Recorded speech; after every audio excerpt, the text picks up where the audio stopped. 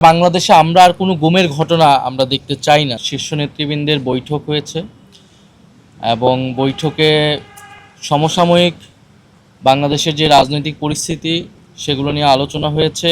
আমাদের তৃতীয় যে অধিবেশন শুরু হতে যাচ্ছে আগামীকাল থেকে সংসদে, সেই অধিবেশনে আলোচ্য এজেন্ডাগুলো আমাদের করণীয় সেগুলো নিয়ে আলোচনা হয়েছে এবং দেশে যে চলমান জনদুর্ভোগ রয়েছে সেগুলা বিষয়ে বিরোধী দল হিসেবে আমাদের সমন্বিত ভূমিকা, ঐক্যবদ্ধ ভূমিকা, সে বিষয়ে আমরা আমাদের নীতি এবং কৌশলগুলো নির্ধারণ করেছি।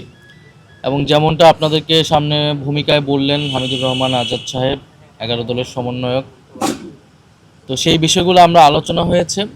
আমাদের আজকের আলোচনায় একটা বড় কনসার্ন এসেছে যে আমরা দেখতে পাচ্ছি যে আগামীকালকে যে অধিবেশন শুরু হতে যাচ্ছে সেখানে জাতীয় মানবাধিকার কমিশন আইন সেটার খসড়া সেটার বিল উত্থাপন হবে এবং পর্যায়ক্রমে গুমের আইন সহ আরও কয়েকটি গুরুত্বপূর্ণ অধ্যাদেশ অন্তর্বর্তী সরকারের করে যাওয়া অধ্যাদেশ যেগুলো এই সরকার এসে ল্যাপস করেছিল প্রথম অধিবেশনে, সেগুলো তারা নিয়ে আসছে। তো এই বিষয়ে আমাদের বক্তব্য হচ্ছে, আমরা তখনই বলেছিলাম প্রথম অধিবেশনে যে এই অধ্যাদেশগুলো ল্যাপস না করার জন্য যদি কোনো পরিবর্তন প্রয়োজন হয় সেটাকে আইনে পরিণত করা এবং কোনো পরিবর্তন বা সংশোধন প্রয়োজন হলে সেটা আলোচনা সাপেক্ষে পরবর্তীতে আমরা এটা করতে পারবো। কিন্তু তখন তারা বলেছিল যে তারা আরও শক্তিশালী করে এই আইনগুলো নিয়ে আসবে। এবং আমরা সকলেই জানি যে বিগত 16 বছরে ফ্যাসিবাদী আমলে আমাদের প্রধানতম একটা জায়গা ছিল দেশের নাগরিকদের মানবাধিকার হরণ। যারা রাজনৈতিকভাবে ভিন্নমত পোষণ করত, ধারণ করত, তাদেরকে গুম করা হয়েছে, নির্বিচারে নির্যাতন করা হয়েছে, আইনশৃঙ্খলা বাহিনী দ্বারা রাষ্ট্র কর্তৃক এই নির্যাতন বিভিন্ন সময় করা হয়েছে এবং যার কোনো জবাবদিহিতা ছিল না। মানবাধিকার কমিশন একটি ছিল, বিচার ব্যবস্থা ছিল, কিন্তু কোনো ব্যবস্থাই সেই সময় কিন্তু কাজ করে নাই, কারণ দেশে গণতন্ত্র ছিল না, ফলে মানবাধিকার সুরক্ষিত হয়নি।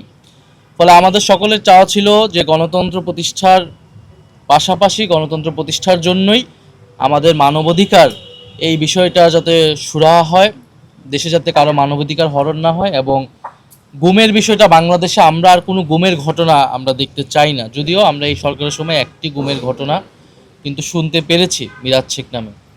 এখন আপনারা জানেন যে অলরেডি সেই খসড়া মন্ত্রিপরিষদে যেটা আলোচনা হয়েছে সেটা কিন্তু সামনে এসেছে, পত্রপত্রিকায় এসেছে, যে আগের থেকেও দুর্বলতর আইন হিসেবে 2009 সালের যে আইন ছিল মানবাধিকার কমিশনের, তার থেকেও দুর্বল হিসেবে একটা আইন এর খসড়া নিয়ে আসা হচ্ছে।